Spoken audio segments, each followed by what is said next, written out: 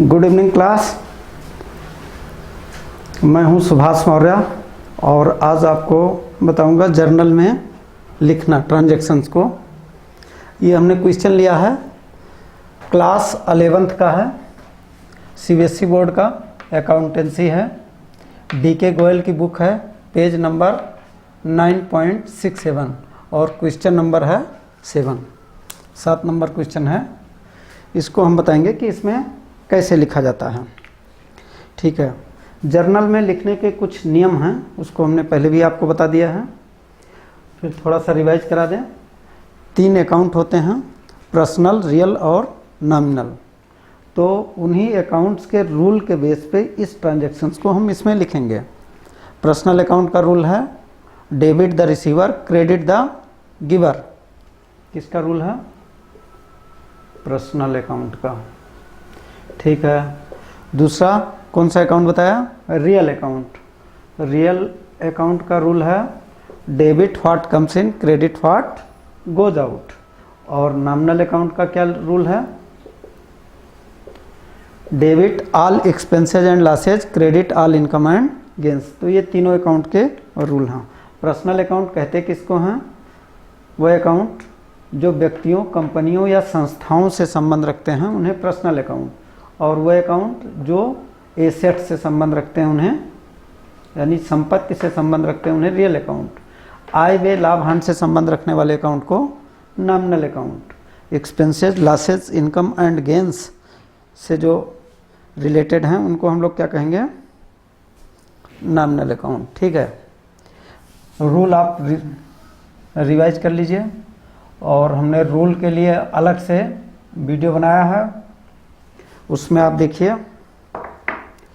Channel को आप subscribe कर लीजिए और लाइक कर लीजिए। देखिए यहाँ पे क्वेश्चन नंबर 6 देखिए, sold to Muskan of the list price of ₹2 lakh at trade discount of of 20%। ठीक है, 20% ट्रेड डिस्काउंट पर 2 लाख रुपए का माल मुस्कान को बेचा। ठीक है, इसको इसमें लिखना है। ठीक है, तो पहले डेट डाल लीजिए। सबसे पहले जनवरी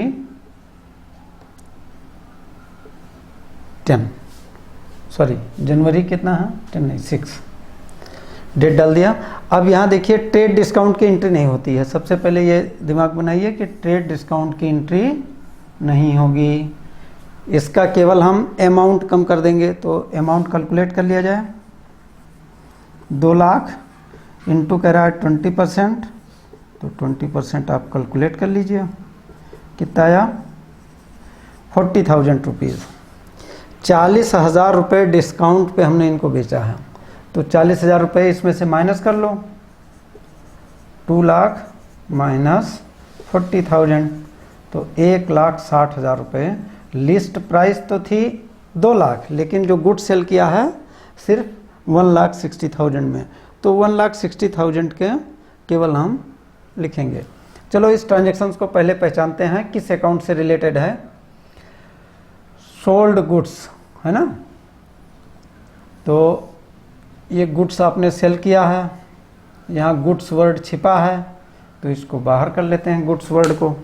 इसको थोड़ा सा हम स्पेस ले लें, इसको मिटा देते हैं।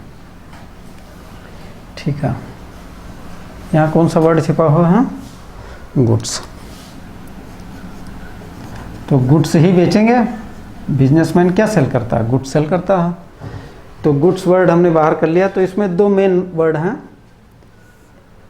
एक मुस्कान और दूसरा गुड्स। गुड्स एसेट्स है। क्या है? एसेट्स। इसलिए इस पे रियल अकाउंट का रूल अप्लाई होगा। ठीक, इस पे मुस्कान व्यक्ति का नाम है, पर्सन है, तो इस पे पर्सनल अकाउंट का रूल। तो 2 अकाउंट का रूल हम अप्लाई करेंगे और इसको यहाँ पे लिखेंगे। पहले आ जाए गुड्स पे अप्लाई किया जाए। तो आपको बताया कि आने वाली वस्तु को आप डेबिट लिखेंगे और जाने वाली वस्तु को क्रेडिट। इसमें देखो गुड्स सेल करोगे तो गुड्स जाने वाली वस्तु है, इसलिए गुड्स को हम लोग क्रेडिट लिखेंगे। ठीक है, ये निश्चित हो गया, सर्टेन हो गया कि गुड्स को क्रेडिट लिखना है। मुस्कान व्यक्ति का नाम है, पर्सन। तो मुस्कान देखें पाने वाला पाने वाले हैं या देने वाले, क्योंकि पर्सनल अकाउंट कहता है पाने वाले को डेबिट और देने वाले को क्रेडिट। यहाँ मुस्कान पाएंगी, गुड सेल किया है मुस्कान को तो मुस्कान पाने वाले हैं। ठीक है, तो मुस्कान को हम डेबिट लिखेंगे और गुड्स को क्रेडिट। तो लिख दीजिए मुस्कान डेबिट। व्यक्ति के नाम के आगे अकाउंट नहीं लगाना है और पहली लाइन जो है डेट के लाइन के किनारे से शुरू करना है, और जब दूसरा क्रेडिट वाला लिखना है तो उससे पहले टू लिखना है और 3 लेटर छोड़ के लिखना है। गुड्स के लिए 2 वर्ड हम यूज करते हैं, परचेज और सेल्स। जब गुड्स सेल करेंगे तो सेल्स, और जब परचेज करेंगे तो परचेजेज वर्ड यूज करेंगे। ठीक है, यहाँ पे नरेशन लिख देंगे बीइंग गुड्स सोल्ड। बहुत आसान है। तो अमाउंट लिख दिया जाए। अमाउंट कितना पुट करना है, डेबिट के सामने 1,60,000 और ऐसे क्रेडिट के सामने 1,60,000। हो गई एक जर्नल एंट्री, बहुत आसान थी। तो अब दूसरी जर्नल एंट्री कर लिया जाए। सेकंड जर्नल एंट्री क्या है भाई, कौन सी डेट का है, जनवरी 8 को। क्या है, Muskan return goods of the list price of ₹5,000। Muskan ने गुड्स वापस कर दिया। तो यहाँ पे एक तो मुस्कान है, दूसरा गुड्स है, ये पहचान लिया। ये रियल अकाउंट का, इस पे रूल अप्लाई लगेगा और इस पे किसका लगेगा, पर्सनल अकाउंट का। तो लगाया जाए। रियल अकाउंट का क्या नियम है, बिजनेस में आने वाली चीज़ को डेबिट, तो ये गुड्स आने वाली चीज़ है इसलिए गुड्स को हमने डेबिट लिख दिया। मुस्कान की बात कर लें। मुस्कान पर्सनल अकाउंट है। पर्सनल अकाउंट का नियम है debit the receiver and credit the giver.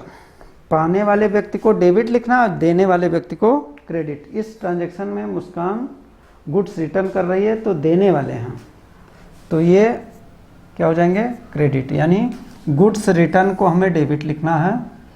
तो ये सेल किया हुआ गुड्स वापस आया है तो इसका हम नाम देंगे सेल्स रिटर्न। इसका क्या नाम देंगे, सेल्स रिटर्न अकाउंट डेबिट। ठीक है, गुड्स के जगह पे सेल्स वर्ड यूज करना। और टू किसने वापस किया, टू मुस्कान। बहुत आसान है। और अमाउंट लिख दिया जाए।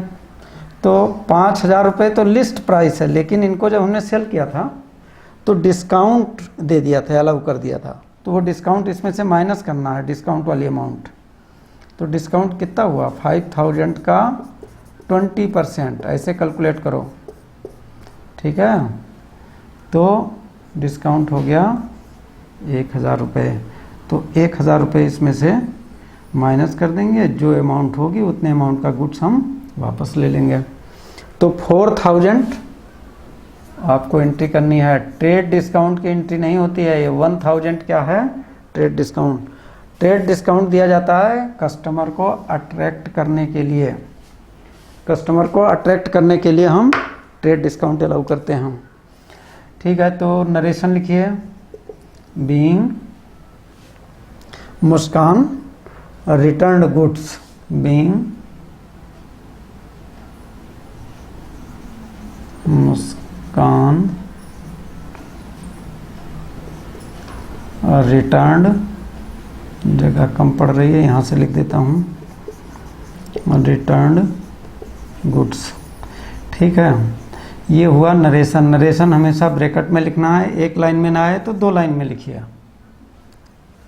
ठीक है, और यहाँ पे डेट की लाइन से लेके और एलएफ वाले लाइन तक केवल लाइन खींचना है, इधर अमाउंट वाले में नहीं खींचना है।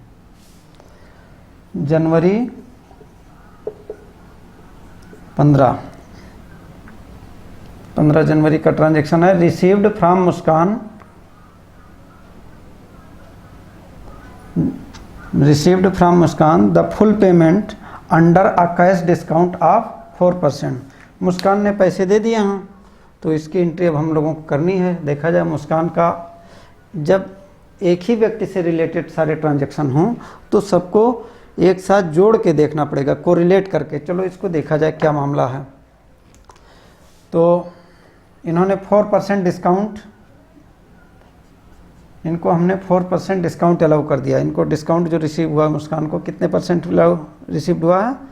4%। कैश डिस्काउंट की एंट्री होती है, ये याद रखिएगा, ठीक है। रिसीव्ड फ्रॉम मुस्कान, रिसीव किए होगे तो क्या मिला होगा? कैश मिला होगा। पैसे में क्या मिलेगा? कैश। तो यहाँ 3 वर्ड हैं, कैश है, मुस्कान है, कैश डिस्काउंट है। तो इन तीनों की एंट्री होगी, कैश की भी एंट्री होगी, मुस्कान की भी और कैश डिस्काउंट की भी, ठीक है। और देखा जाए, पहले तो अमाउंट का हिसाब कर लेते हैं। कितने का सेल किया था इनको? 2 लाख का, जिसमें से 40,000 डिस्काउंट था। इसका मतलब 1,60,000 रुपये में हमने गुड्स सेल किया था। उसमें से इन्होंने गुड्स वापस कर दिया 4,000 का। तो अब इनसे जो हमें पैसे चाहिए 1,56,000 रुपीज़ चाहिए। अब ये इतना हमको चाहिए, लेकिन इनको हमने डिस्काउंट कहा कि भाई पैसे दे दीजिए, 4% और डिस्काउंट दे देंगे। तो 1,56,000 का 4% कैलकुलेट कर लीजिए और जो आए वो माइनस कर दिया जाए। कितना आएगा? ठीक है, 0 4 6 जा, ठीक है, 24। तो कैरी आया 2, ये हो गया 4 5 जा 20 और 2 22, ठीक है। 4 1 जा 4 और 2 6।